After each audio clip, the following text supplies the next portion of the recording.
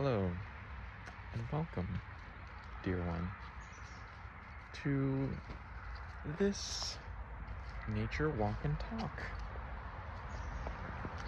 Today, I would like to discuss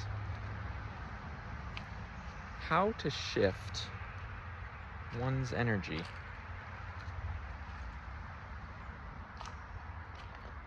into a higher vibration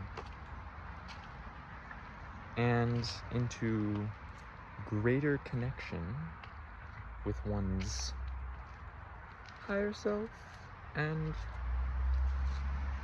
inner self.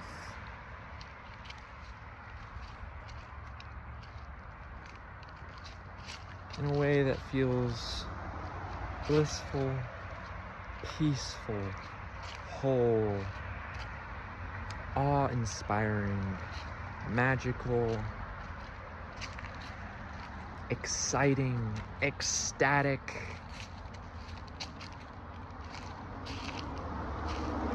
beautiful, loving, caring, fulfilling,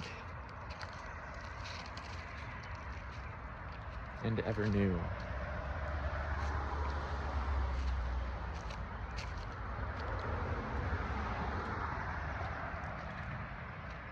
So, one of those ways, just to start it off, is by doing something like this. Walking in nature. Nature is a beautiful way to soul connect with one's roots. For we are nature ourselves. That is who we are. Who our human really is. And if you think of nature in the broader sense of just the way the cosmos has come together to be what it is, all the way down to the metaphysics of it, the spiritual metaphysics of it, well, then you could say at our very core, we are nature. And by surrounding oneself with the very apparent symbology of greenery and natural growth, I believe one can reconnect with that natural state of being that is by default whole, by default alive, by default flowing.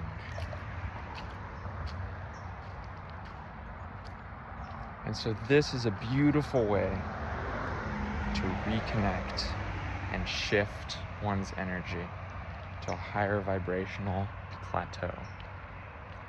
And beyond that, an infinite swelling and unfolding of your vibratory emanation of who you are in your most positive light.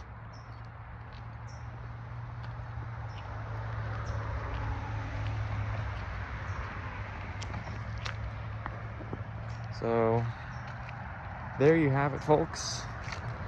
Number one, nature. Go get out there, get into nature. Breathe in the fresh air. Oh, you can really ground yourself here. Feels so good just doing it just now. Taking a deep breath in nature. There's really nothing else like it. And when you actually smell the scents in nature, it's almost like this nostalgic memory. You can sometimes smell this just really good smells out here, and it's it's like coming back to something that just feels good. I don't know how to describe it, but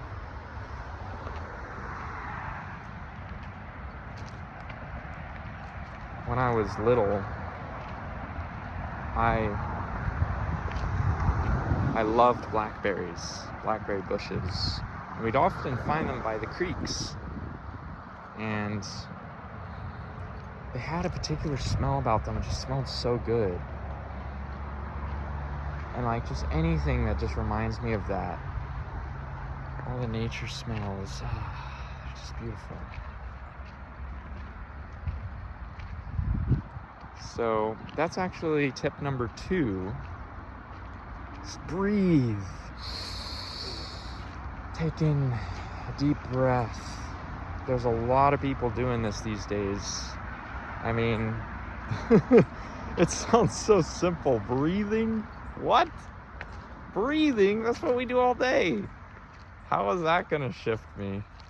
Yes, but it's intentional breathing, because there's 2 ways to breathe. One is automatic breathing. In other words, you let your body do it for you.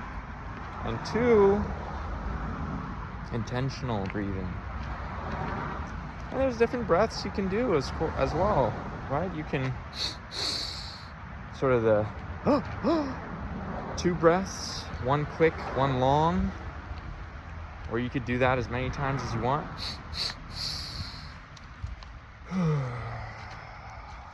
Right? And then there's different parts of the breath you can pay attention to, right? The top of the breath. Oftentimes in meditation circles, they focus on that part. They say, okay, once you get to the top or the bottom of your breath, that sort of in-between space, that liminal space, pause and just stay there for just a moment or 2. Just notice what that's like. So that's another beautiful thing, is the breath. And well, there's so many. And originally, when I made this, what I wanted to do was I actually wanted to list them off like almost as quickly as possible. But that, well, we might do that, but I felt like it felt really good to just pause and really soak in the first 2, being in nature and breathing. Things anyone can do. Hopefully anyone can do both those things. Everyone can do at least one of those, I really hope, unless you're on some kind of machine that breathes for you. And in which case, I think you can still hopefully feel the breath moving through you. So hopefully I've covered every edge case there. So yeah, let's list a couple more ways how to shift the energy. How to shift the energy. How to connect with one's inner space of love and to one's higher self, which only wants the best for you, the most divine love, light, protection, peace, joy, wonder, awe, magic, flow.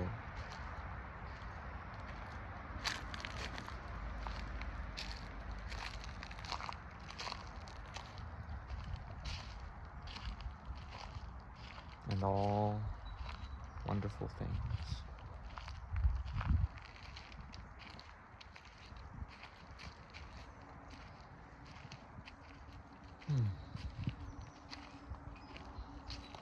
Another way is to simply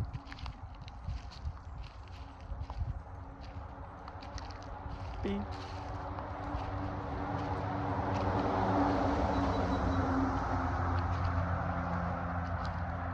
Not to try to get somewhere else, but just being in the isness of this moment, the suchness.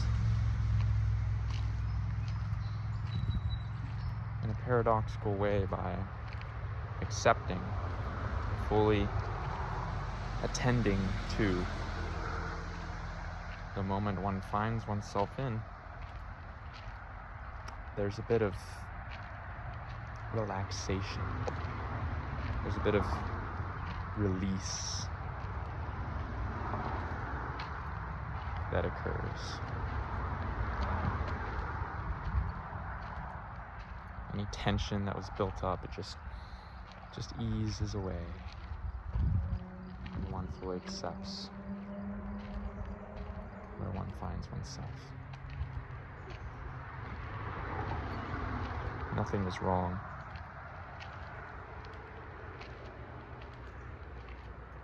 Nothing need be fixed about you, about your life, about anything. You're not broken. You are perfect as you are.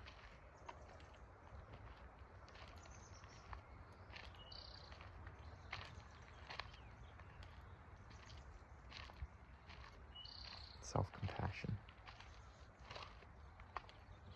Be your own best friend. Give yourself the love that you wish someone else would give.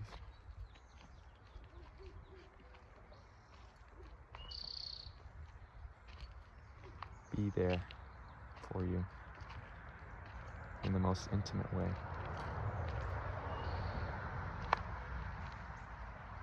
For we can and do have a relationship with our own selves.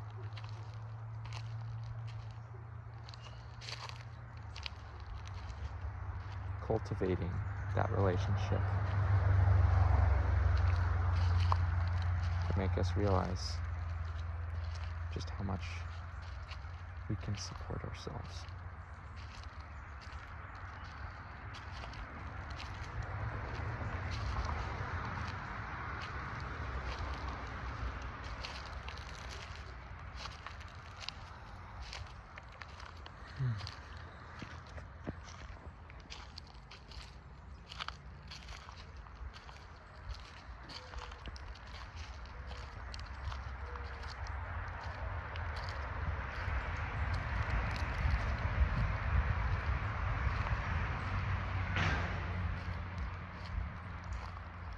Meditation. Becoming a detached witness. This is another way that we can shift our energy. Not trying to change what's there.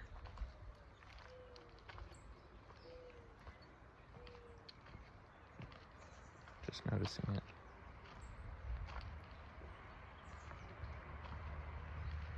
Not identifying with it. Just stepping away, taking a step back into the observer mode.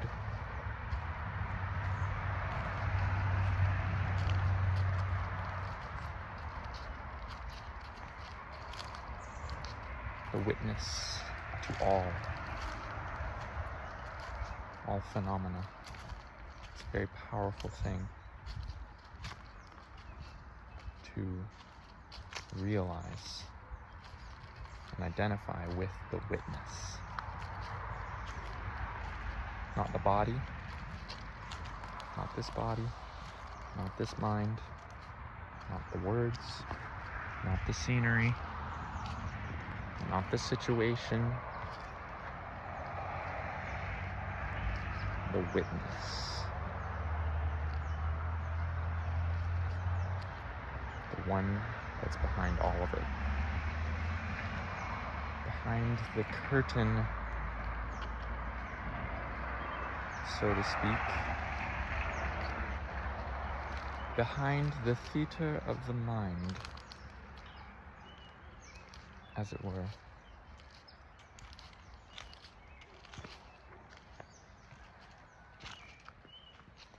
Another way is to listen to birdsong, if you can hear those birds. Ah, the birds.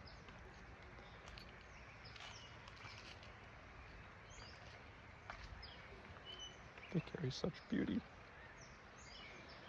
in the sonic frequencies they emanate.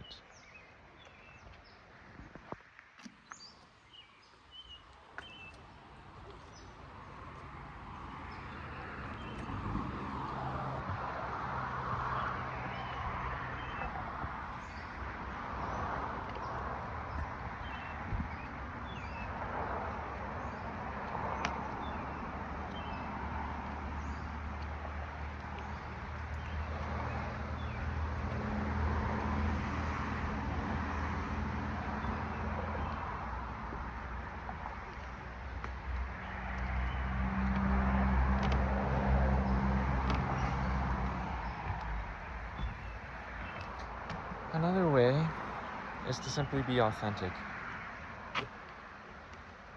Be your authentic self.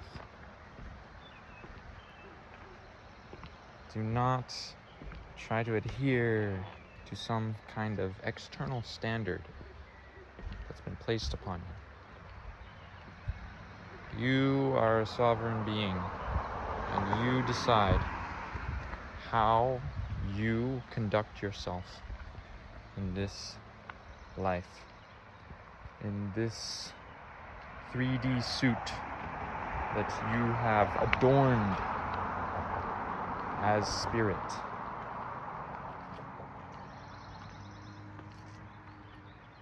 You've decided to put on the acting clothes, so you decide how to act. This is your play. Play how you wish.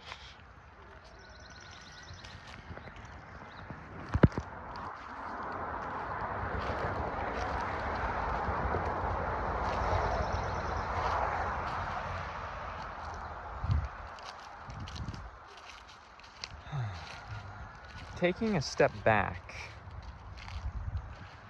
changing perspective,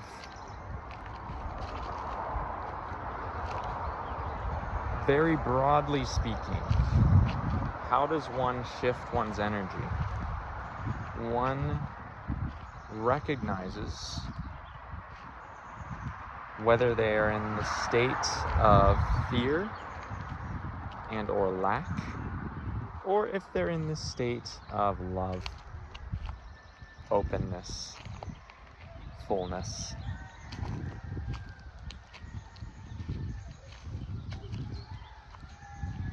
And choosing with the heart which state to reside in.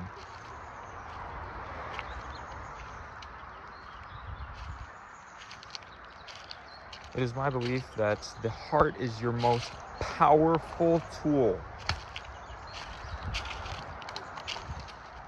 for it is closest to who you really are at your essence. As we think about all those divine, beautiful qualities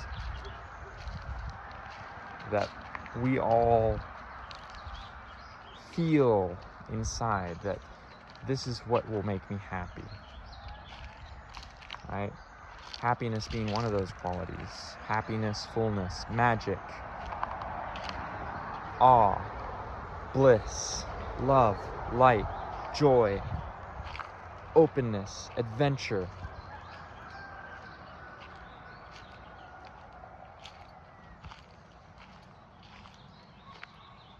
Creativity, imagination, authenticity, freedom, expression, peace. All these beautiful qualities found here.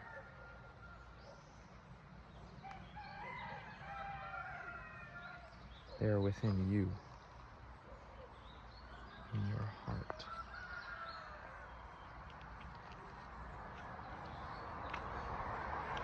One can always trust the heart to guide them. If one's ever feeling unsure, in fear, in lack, then it is sure that the heart has been covered by the mire of illusion. One simply has to return. It can happen in a moment, just like that. Back to the heart, back to love. The heart will guide us. The heart will guide you. The heart will guide me. The heart will guide everything.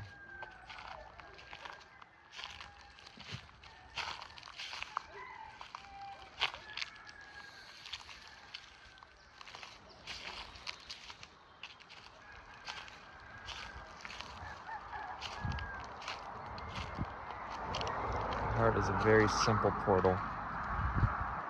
A very simple way to reconnect.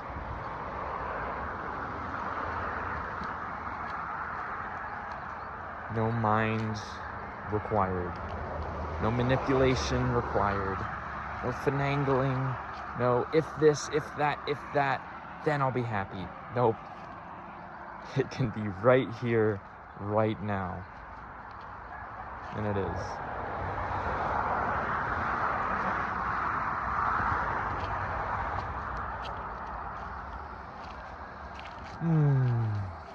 Beautiful, beautiful, beautiful, beautiful. Can you hear those chickens? Confirmation chickens. Confirmation chickens. And that reminds me of another thing. Angel numbers. These are signs to help us snap back to the divine frequencies, to the heart, to joy, to love, to play, to lightness. Notice angel numbers. You probably already do notice angel numbers if you're watching this. 1111, 444, 1212, 555,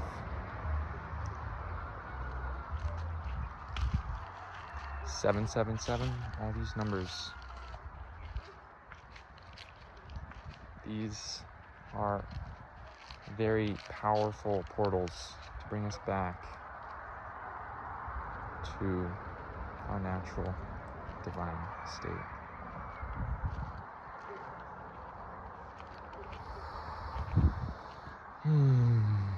Other ways. Mudras.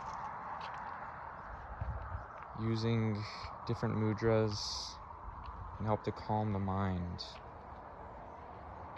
Bring about a kind of serenity and peace, this sort of equanimity. If you focus your attention at the point of contact, for example, of these fingers in a mudra, it can bring you to this subtle layer of vibration that's underlying everything. And it's a very nice way to connect to the spiritual plane.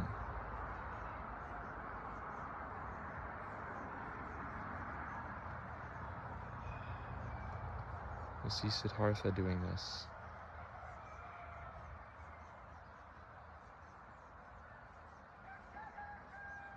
There are more mudras, of course, but I think it's very, very simple. Pick any mudra and it will help you to connect with the subtle layers of consciousness.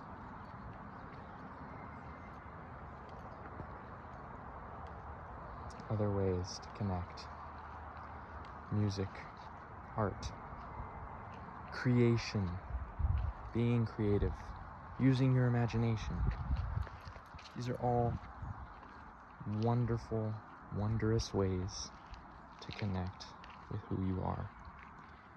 Feeling low, feeling in a pit of dread or a pit of despair or regret, whatever it may be, shame, all those low vibrational emotions, channel it into something you make, and it will come out exactly as it's meant to come out, and it will transform the energy, transmute it, alchemize that energy into a higher vibration.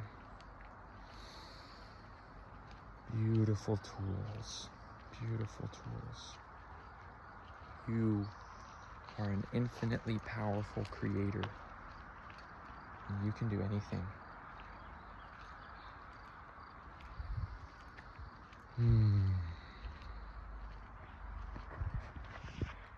Wow.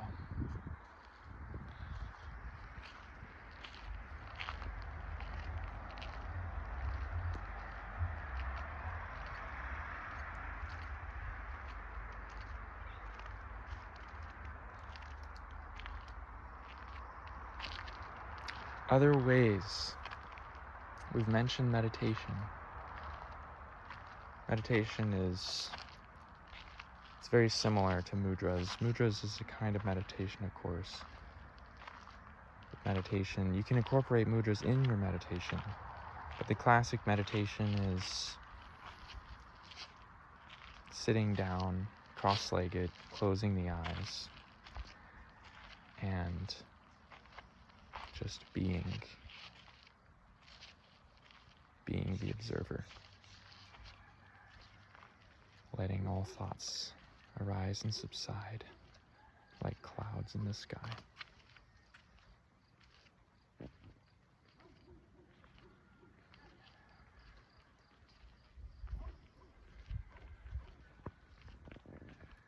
And there's also 27:27 on the clock, by the way. There's also mindfulness, which in my view is kind of like in-world meditation, or presence, to put it simply. So we are finding presence in meditation, but we're doing it by very deliberately eliminating external distractions and influences so that we can really focus on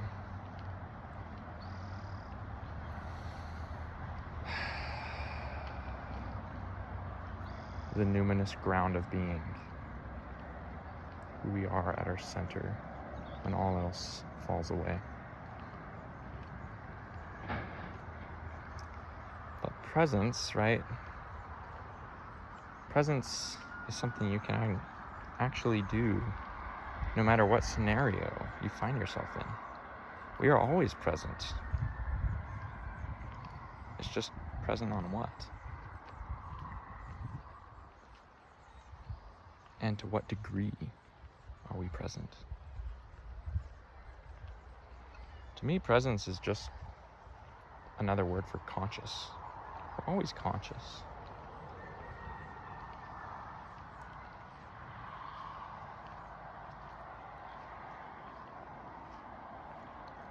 See, the thing is with meditation, you can say, oh yeah, that's all well and good.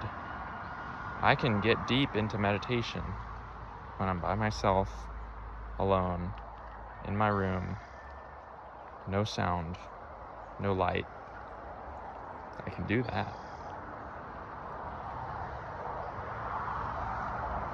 But how do I meditate when I'm out in the world?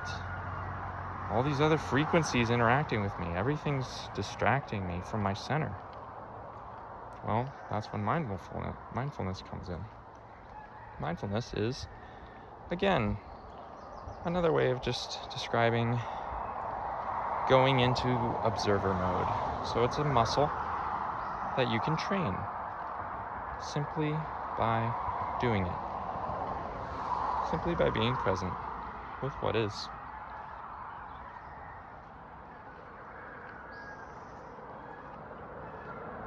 It's less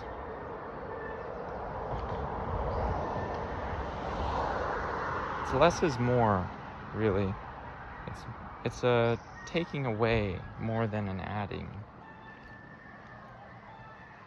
You're just taking away all those elements, those internal elements that we could ascribe to the person. Because really that's the ultimate roadblock to presence, is the identification with the person, or with the phenomena that the presence is witnessing. So if we can simply detach from that person, and I don't mean give up your humanness, that's not what I mean. I mean be in the world, not of the world. Do everything that you normally do. Be a person, but do it with a little bit of this awareness from backstage. That's being able to view it all from this impartial point of view, this very neutral point of view. We call it divine neutrality.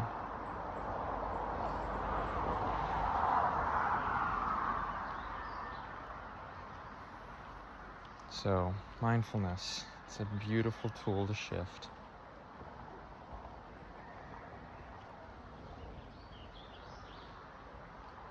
Other ways to shift.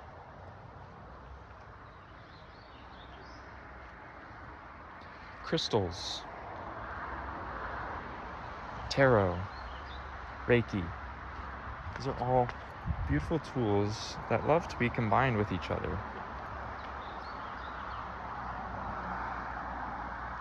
Crystals and Reiki go very well together. And I would say tarot as well.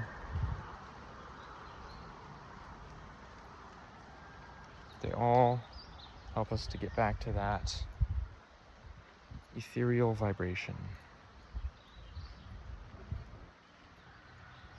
of equanimity and ambivalence. Is that the right word? Ambivalent? I don't know if that's the right word. I'm thinking of the word that kind of means well-wishing. It's like a very light well-wishing, like a very subtle well-wishing. I don't know if that's ambivalence, but anyways, that's neither here nor there.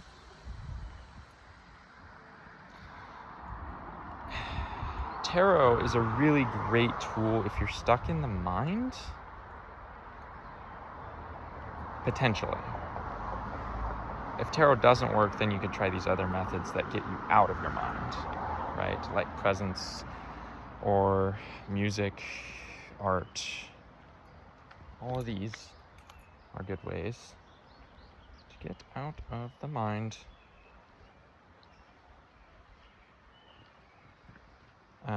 But if those don't work, which they should work, but another thing to try is to interact with the mind, actually, in a way that reorients the association matrix of words in your mind to words of light, love, prosperity, unity, oneness, being, becoming, abundance, magnanimous nature, luminous state of being, these kinds of things. And there's plenty of decks that focus on these topics.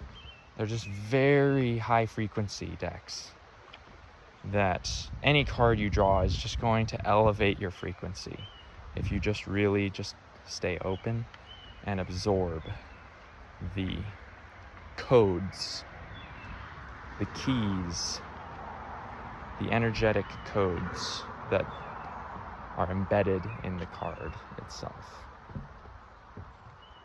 So that's a beautiful way to shift. Reiki and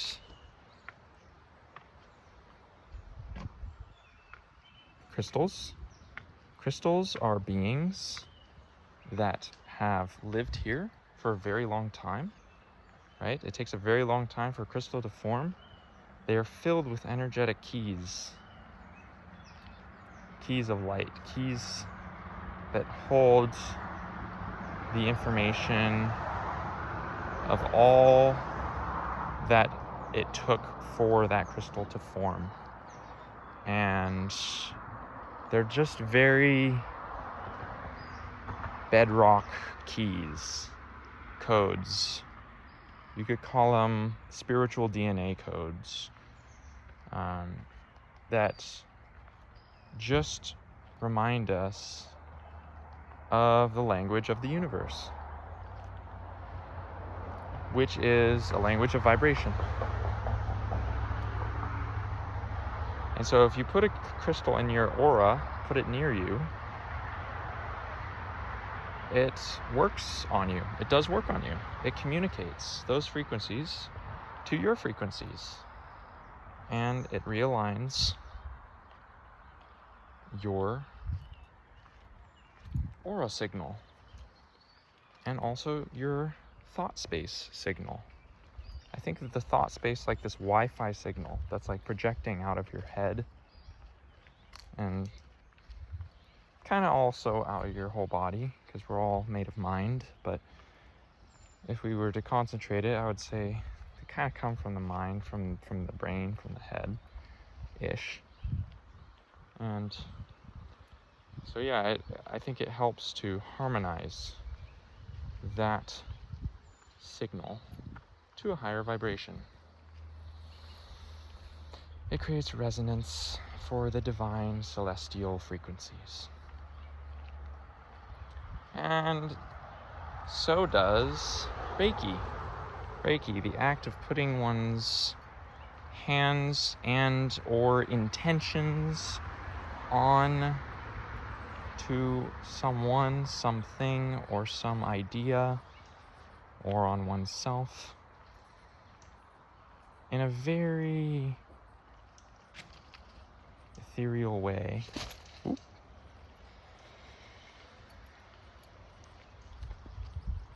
To exchange the energy that needs to be exchanged so that we realign with our higher self.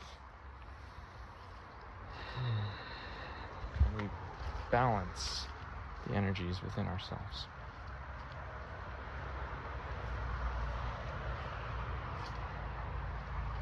So I love those tools. Those are all fantastic tools. Another tool which I forgot to mention earlier is try this. Close your eyes and try to navigate the world with your eyes closed. You wouldn't believe how many wonders this works. I mean, instantly you're in another realm. How can you focus on whatever you were all bogged down about when you need to navigate the world with your eyes closed? It's like an adventure now. You know, you have to navigate the world through feeling, not thinking. And as much as I love the eyes, and the eyes are a beautiful gift, I do believe that they can have a tendency to stimulate the mind. And so when we're always viewing things from afar with our eyes and taking in information with our eyes rather than our feelers, you know, like the soles of our feet, the wind brushing our hair, our face, our skin, noticing the temperature surrounding us, noticing our internal temperature or our internal climate. You know, these are all sort of more of the subtle realms. And so that's a very quick, easy way to transform, transmute, and alchemize your energy. Just close your eyes and then try to do stuff, or just stand still.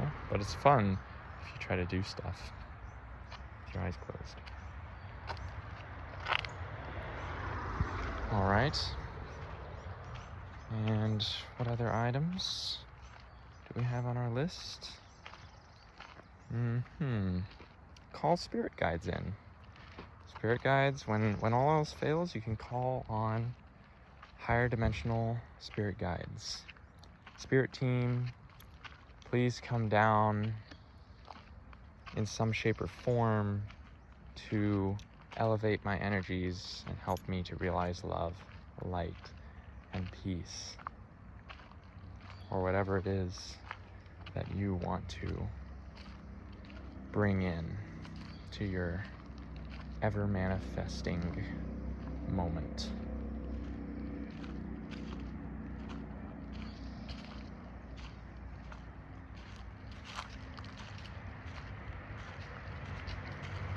You can also call these spirit guides ascended masters.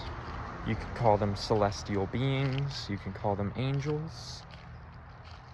You can call them guides. You can call them your ancestors. Whatever resonates with you. That's the important thing.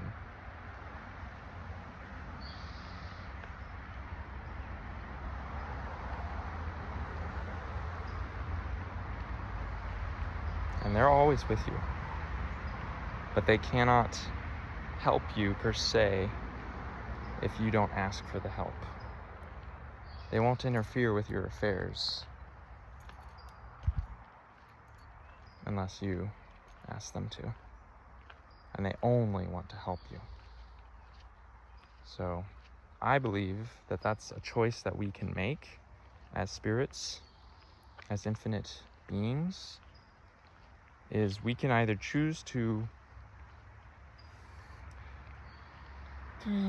go through the universal kazoo to slow down our frequencies into more limited forms of frozen light, which you could also call just 3D bodies.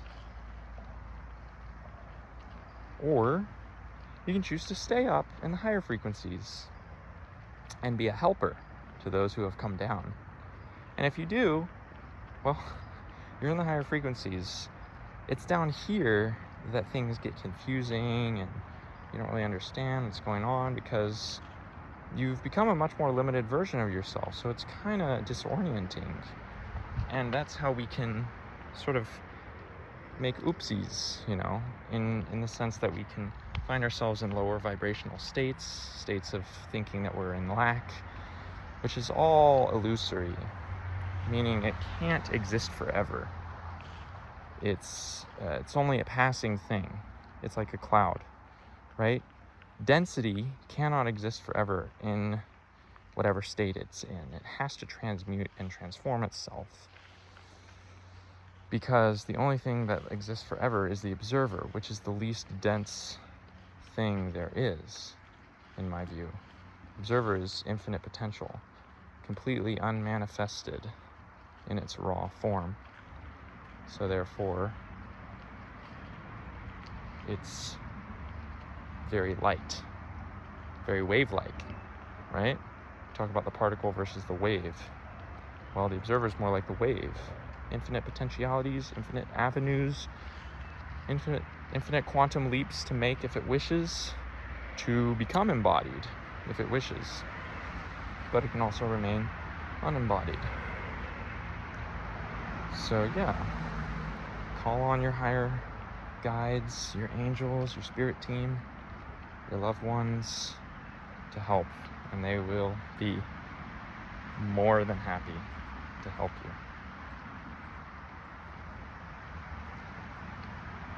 And yeah, what else? Try something new.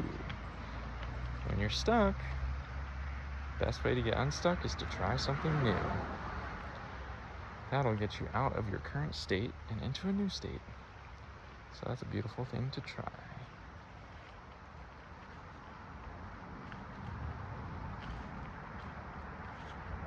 It can even be doing something you normally do, but in a new way.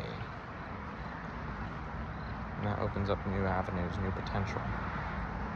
I've realized that the spiral holds sacred knowledge, wisdom about how the universe works. And that is that the universe runs in cycles, yet it can never truly repeat itself. Every single moment is unique in a way, right? Anytime a moment is accessed again, it's accessed from a slightly new perspective, since we're all forming the perspective simultaneously and constantly together as a co-creation. So whenever a memory is pulled up of some past experience, or you do something again, like a routine, it's never exactly the same as any time before.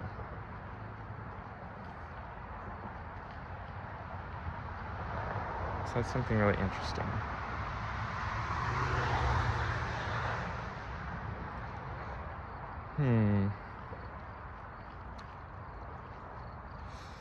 Spending time with others, socializing, this is another way to get out of your mind, get out of your stuck energy, and enter a new vibration.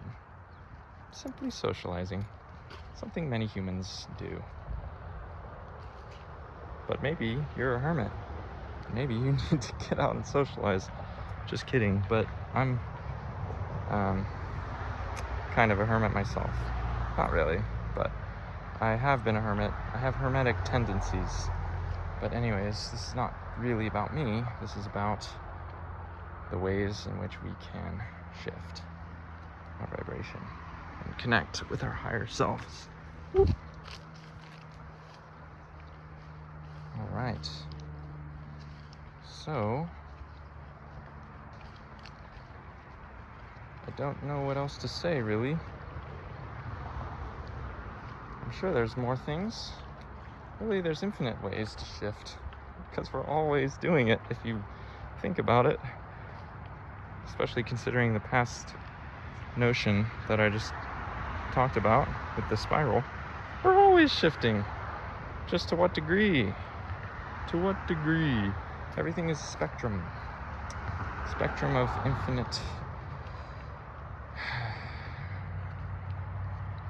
infinite fidelity, infinite resolution. It's continuous. The continuous tapestry of being and perceiving and loving. What a beautiful place to be.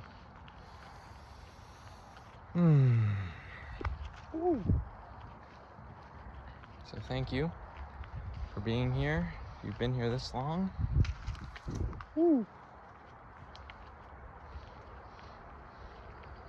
And I'm curious to hear, what are some ways that you find yourself shifting your energy, connecting with your higher vibrational self? So if you please, if you wish, we would love to hear your thoughts if you share them down below in the comments. Excuse me. All right. This is Etherian, the energetic quality of this present moment. Signing off. Love.